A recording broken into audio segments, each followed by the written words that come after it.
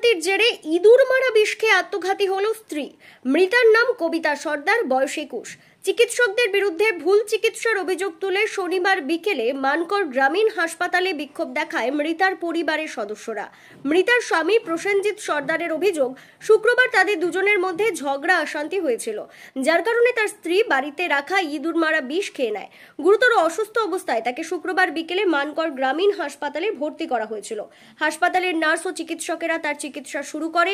শুক্রবার সকালে সবকিছু ঠিকঠাকই ছিল। দুপুরে তার স্ত্রীর সাথে কথা বলে তিনি মানকর ক্যানেল পাড়ে বাড়ি যান।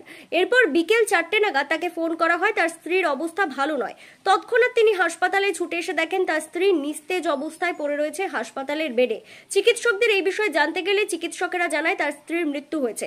প্রসেনজিৎ বাবুর অভিযোগ, যাকে তিনি হাসপাতালে জীবিত অবস্থায় দেখে গিয়েছিলেন, কিভাবে তার মৃত্যু হয় সেই নিয়ে প্রশ্ন তুলেছেন তিনি। তার অভিযোগ, হাসপাতালে ভুল চিকিৎসার কারণেই তার মৃত্যু হয়েছে। যদিও হাসপাতালের চিকিৎসক অসিত সিং জানিয়েছেন ওই মহিলা বিষ খেয়েছিলেন। হাসপাতালে আনার পর তার অবস্থা ভালো ছিল না। তাকে বাঁচানোর জন্য যে পরিমাণ চিকিৎসার প্রয়োজন সবকিছুই করা হয়েছিল, কিন্তু শেষ পর্যন্ত তার মৃত্যু হয়। তার স্বামী যে সমস্ত অভিযোগ হাসপাতালের বিরুদ্ধে আনছে তা সবই মিথ্যে অভিযোগ। কোনো রকম ভুল চিকিৎসা করা হয়নি বলে চিকিৎসকের দাবি। হাসপাতাল চত্বরে মৃতের পরিবারের সদস্যদের বিক্ষোভের জেরে উত্তেজনা সৃষ্টি হলে খবর পেয়ে ঘটনাস্থলে পৌঁছয় বুদবুদ থানার পুলিশ। পুলিশ ঘটনার তদন্ত শুরু করেছে।